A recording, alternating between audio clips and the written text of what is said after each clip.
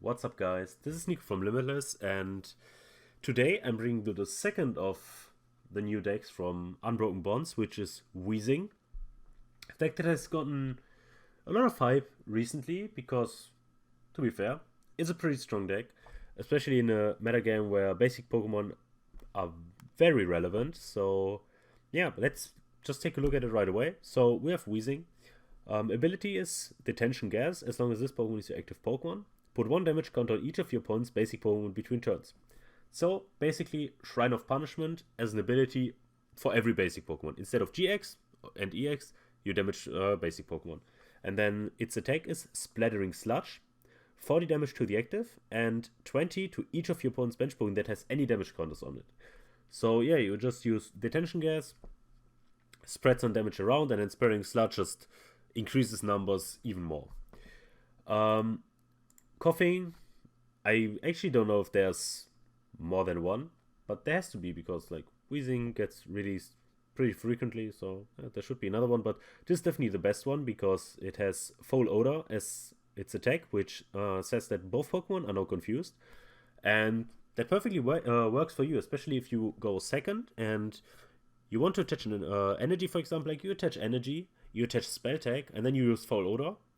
If your opponent's Pokemon is a basic and therefore can't evolve to just skip confusion, he at least has to play switching card, which limits the switching cards later. And if he doesn't, he might have to flip for confusion. And if he flips tails, you get to keep all your cards, put 30 damage counter. Oh, not 30 damage counter, 30 damage. And even if he flips heads, then you can still use the spell tag and counter energy and counter catcher activated. So that's pretty nice. So the attack's pretty useful. Then for more spread in our deck, we have two Tapu Koko promo. Of course, everyone should know this card by now. It has been here ever since Sun and Moon 1, I think. Flying Flip. This deck does 20 damage to each of one's Pokemon. Easy.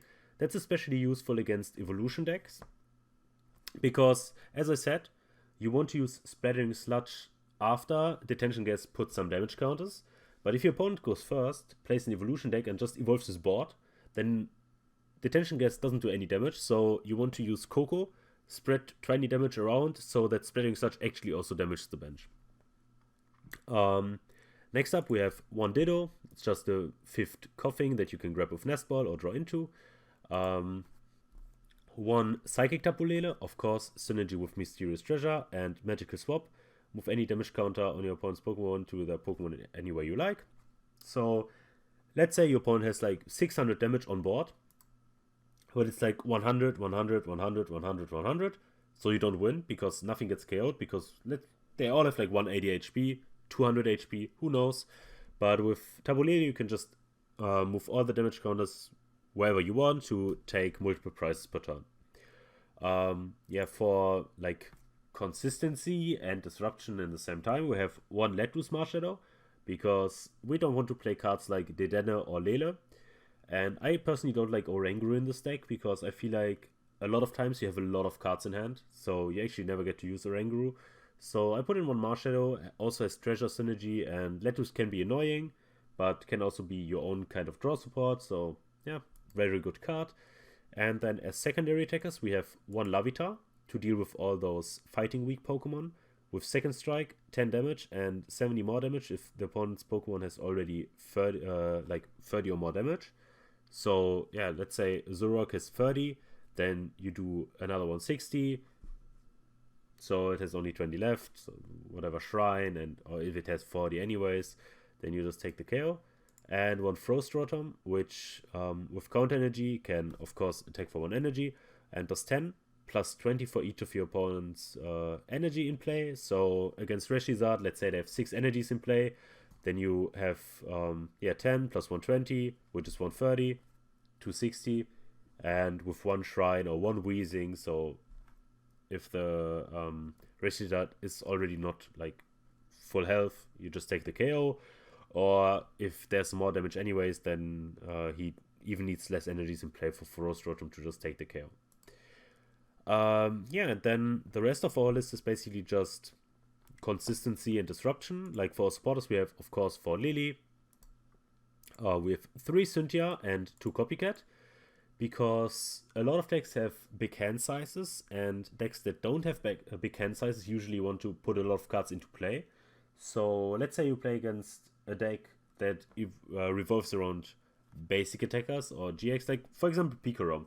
Picarom can in theory put a lot of stuff down, but most of their stuff is basic Pokemon, and if they put more basic Pokemon into play, then your Weezing becomes stronger. So it's like a win-win situation. Either they put more into play, you win because you do more damage, or they keep all of this in hand and your copycat draws you more cards. And yeah, Cynthia and Lily, just classic draw supporter. And from the new set, of course, okay, this is not from the new set, this is from Hard Gold, Soul Silver, but you get the point. It's Pokegear. Look at the top 7 cards of your deck, choose a supporter card you find there, show it to your opponent. Just a super strong card, especially if your deck mainly consists of draw supporters, because we only have 2 Guzmas that are supporter-wise that we don't want to hit with Pokegear if we need consistency. So that's super good. And even if we have hit like a Guzma, there's still a possibility that we hit Guzma and a draw supporter, and then we can still use it. Yeah, for our balls, we have 4 Nest Ball, 4 Treasure. Yeah, Ultra Ball doesn't really have a spot in this deck because you already want to use most of your resources. So using Treasure often is even like hurts yourself because you're I don't want to discard this, but I also want to discard this, and Ultra will even force you to discard 2, and everything is searchable with Nest Ball anyways, aside from Weezing and Marshadow, and they can be grabbed with Treasure, and yeah, you just have a lot of draw spots to draw into your stuff naturally as well, so that's pretty nice. Yeah, that's it for consistency, and then you have like tag cards, I guess. You have 2 Stretcher to get back all the good stuff.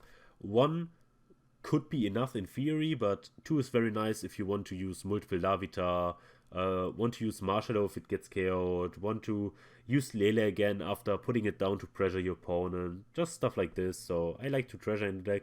2 Switch, of course, Weezing having 3 Retreat, and we're only playing 2 Guzma. It's nice to have an option to switch into Larvitar or Tapu Lele, or just go for a Flying Flip. Yeah, so there we have 2 switches. 4 Shrine, of course.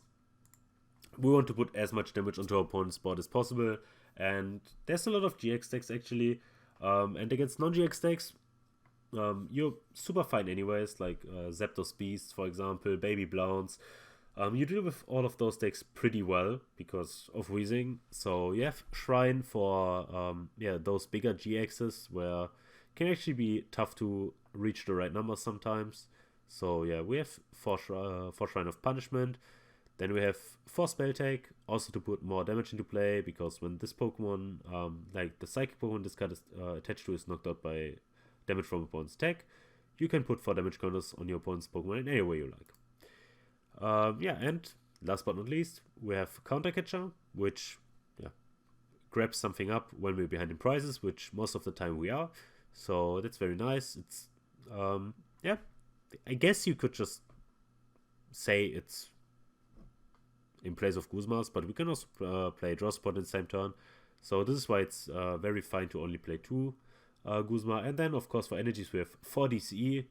And for counter energy, we need counter energy for Frost Rotom and Tapu Lele. And, of course, everything else can attack with DCE, but also with counter energy. So, yeah.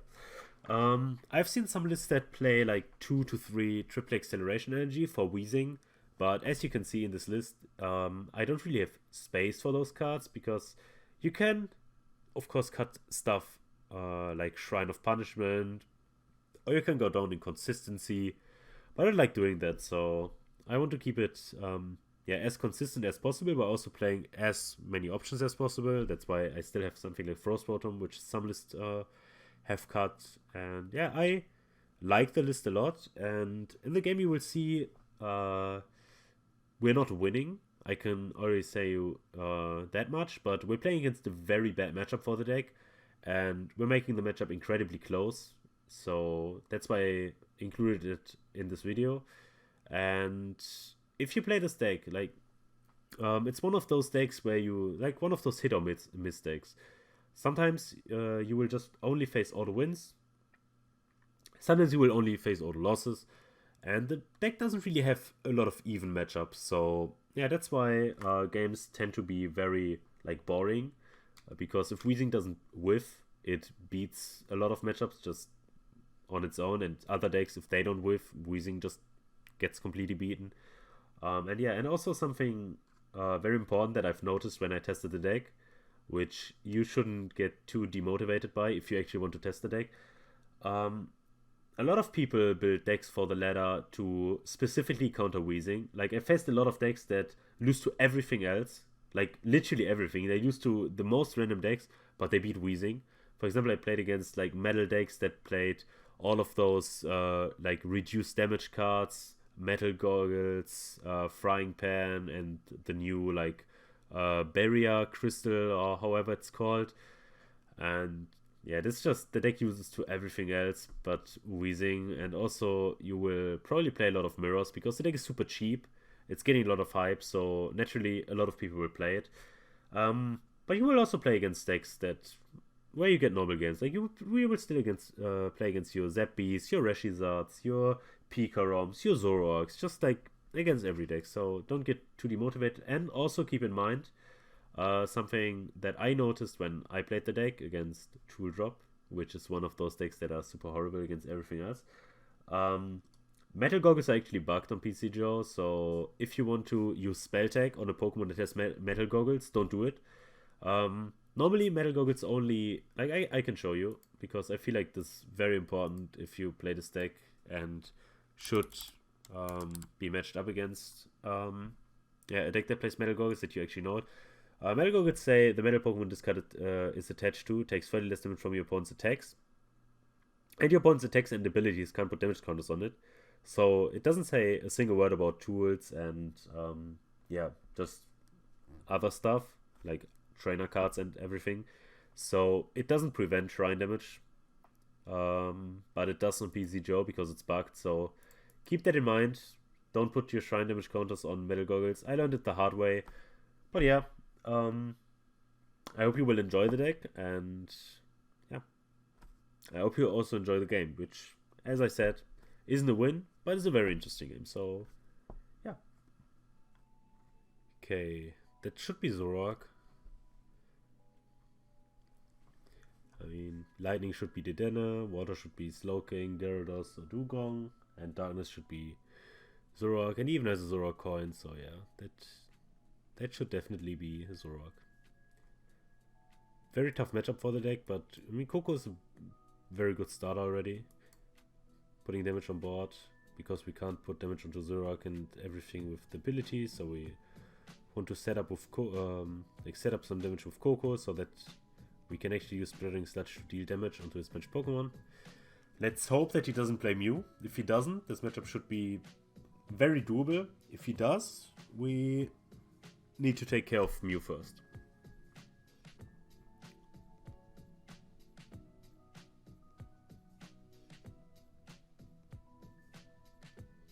Let's see. Funnily enough, I actually would have wanted him to have more basics, because of course Flying Flip becomes more useful if our opponent actually has a bench to play with. We want to keep everything of this, even like especially Shrine for later. Okay, Larvitar's priced, Rotom as well. Rotom not too relevant in this matchup, but Larvitar definitely very useful. Psychically listen to the deck though, that's pretty nice. Yeah, we don't want to put down Shrine, we want to have Shrine stick as much as possible and also deal as much damage as possible. Okay, it doesn't matter that we have the energy here, because we wouldn't want to Flying Flip for 2 anyway, so yeah. Let's just pass. Hope that he benches some more next turn, so that we can actually start dealing damage. He actually didn't put them down because of Flying Flip, but we outplayed him by not drawing an energy. Haha. Let's go. Okay, Grimus, this is actually really bad of him, because I have only one basic ability in my deck, which is Marshadow. Which is very unlikely that I will use it anyways. So Weezing is just a free target for Counter Catcher and Guzma to just be pulled up, trying to buy myself some turns. And he's also using bench slots for no reason. Like, for example, even if he plays Mew, yeah, I mean, okay, there's no Mew bench slot, so if he doesn't ace a roller into a Mew, there's no Mew coming down. which is very good for us. Okay, red is beating. So yeah, now we definitely want an energy, and we also want to put on Shrine. I also want to counter catch up the Grimer. Just gonna do a lot of stuff this turn. Pokegear, do we want to play Pokegear? Cynthia's a 2, 4, 6, 7. I mean, Copycat is one card more, I guess. But Copycat can become even more useful later on in the game. So I'm just gonna use Counter Catcher here for the Grimer and then just go for Cynthia straight away. Still no energy. And if I remember correctly, Marshallow's even priced. I mean, I will place Treasure anyway, so if Marshallow's in there, we can use it. If it's not, then it isn't. Yeah, it isn't, so we're just Squirrel Coughing. Then I'm just gonna retreat into my Weezing, get some damage onto his board. This turn could have definitely been a lot better, but it's not too horrible. Of course I would have loved the Flying Flip. Okay, see, there's the first kick gym, so he's 1 gym down. We still have 3 shrines left. Draw supporter would be really good next turn.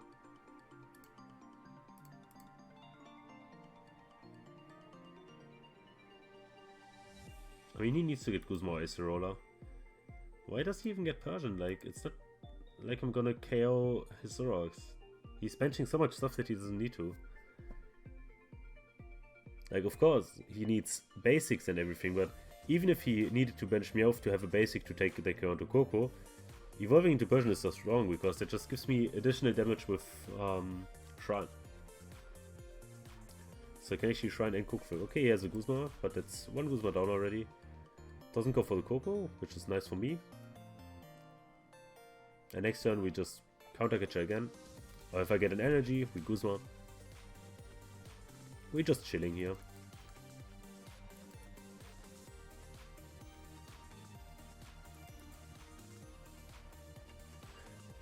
But a draw support would be nice soon.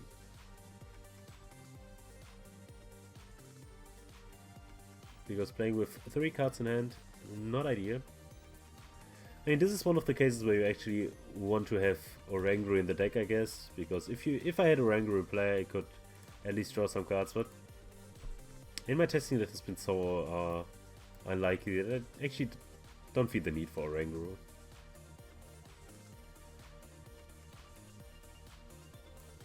But Pokegear for Copycat, only 4 cards, but it's a draw spotter, which is nice. So here I actually have the Counter Catcher with Weezing active, which is not exactly what I want, but I mean, we'll force him to play another Guzma. We put another Coughing into play. Energy, please. Energy. And Spreading Sludge. Some detention gas damage.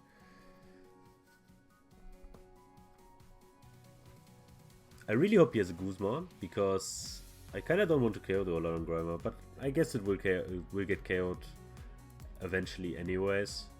By either Flying Flip or Spreading Sludge or just by detention gas.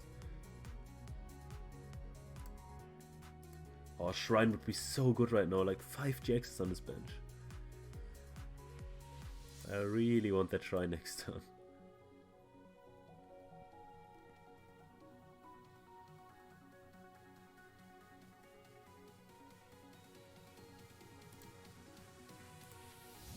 Really want that Shrine.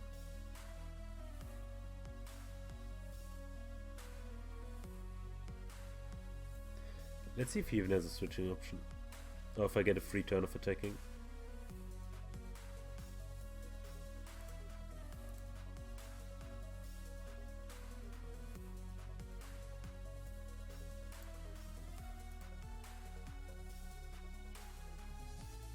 Guess he doesn't have a... Well, okay, he has it, but why does he consider someone? I guess he considered what to KO. Okay, so 2 Guzmas down, so he has like Probably 0 left because he plays a lot of stuff, but 1 Pulpet, most likely. Do I actually want to promote Coco here? Or do I want to take with Weezing? I guess Weezing makes more sense to also force him into taking the spell tag. Okay. Yeah, let's just attach this here and then Cynthia. Cynthia right away. Okay, so treasure. I guess I discard a Weezing because I really want to keep those Guzmas. Yeah, so we treasure for coughing and then we nest ball for Ditto. There's also no danger of Ditto being blocked because the Grammar will get KO'd this turn. Splitting Sludge, let's go.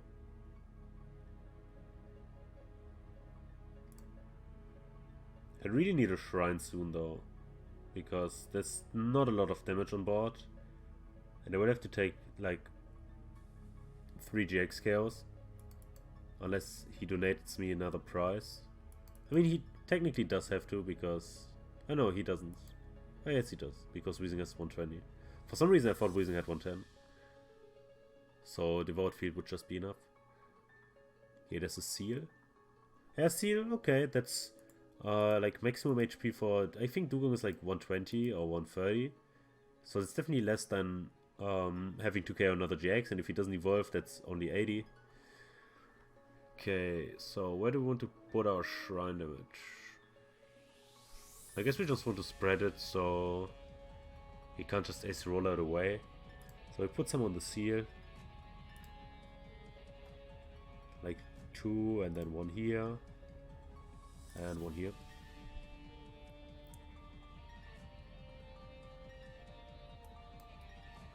Promote the Coco.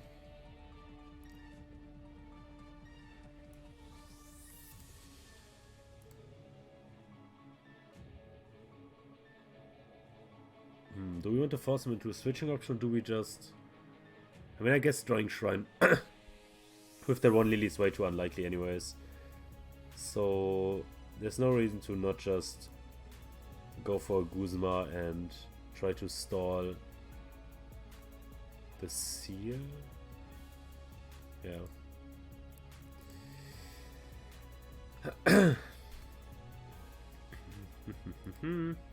Flying flip. So how much damage is it actually? 190, 270, 350. That's 90, right? Yeah, so it's 440, 480. Don't think that's enough actually. Judge, okay. Maybe I get something more useful.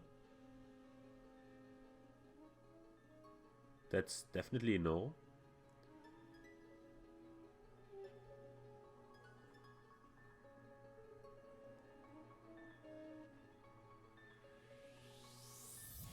Lavita would have been so good early to at least get 1 cheap KO onto a Zoroark, because then we would be at yeah, 3 prizes, which will make the game much more winnable. But right now it's like, pooh. I mean, I do have Nest Ball and Ground Energy for Tabolele, but I don't think that's enough damage. Like, I can move 80 here, so that would be a KO. Actually, I think that's enough. So if he doesn't retreat KO, I actually win.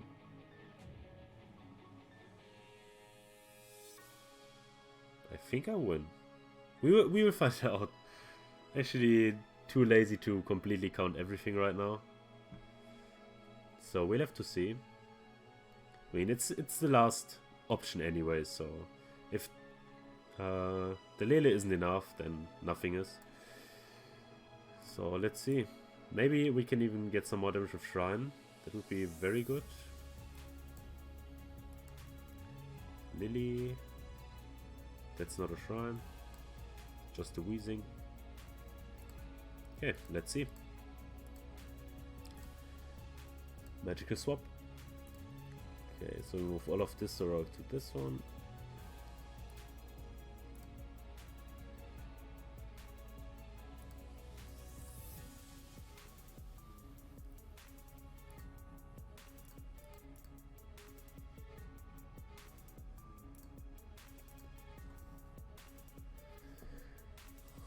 does this take so long?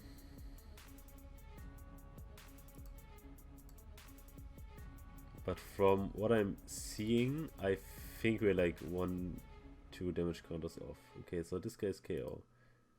So now we move some damage to Lele because it's the lowest HP.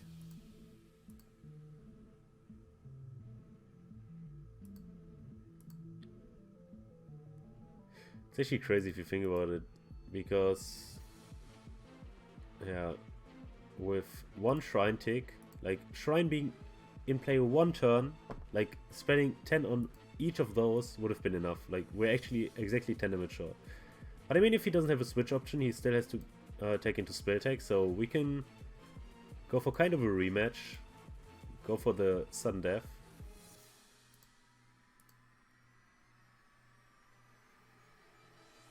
I guess I shouldn't put...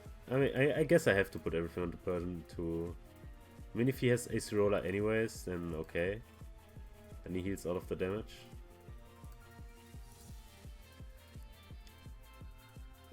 Yeah, it's actually 1 damage counter. God damn it.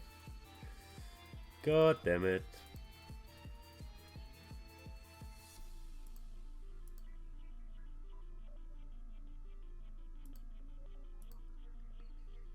Even if I would have top decked the Shrine this turn, like this would have been enough. But I think, like, I really think I'm still gonna leave this game in here because it's a super interesting game, very tough matchup, and we made it so close even though our hand was very suboptimal and we pressed Lavita, so that was actually a very good game, even if we lose. So it makes sense to still have this game in here. And I mean, we can still win. There's still the sudden death option. If he doesn't have an Ace Roller. Oh, he can... Oh! True, he can use Catwalk now because I KO'd the GX. Yikes. So if he has win in deck, he just wins. So if he has another Guzma, then it's just over. Or did he go for basics? He actually went for basics. But he has a Guzma, right? Yeah, he has another Guzma. Yeah, but it was still a pretty good game. I mean, we were super close to winning, even though we had suboptimal draw. Like 17 cards, still 3 shrines in there. I mean, happens. But it was a good game.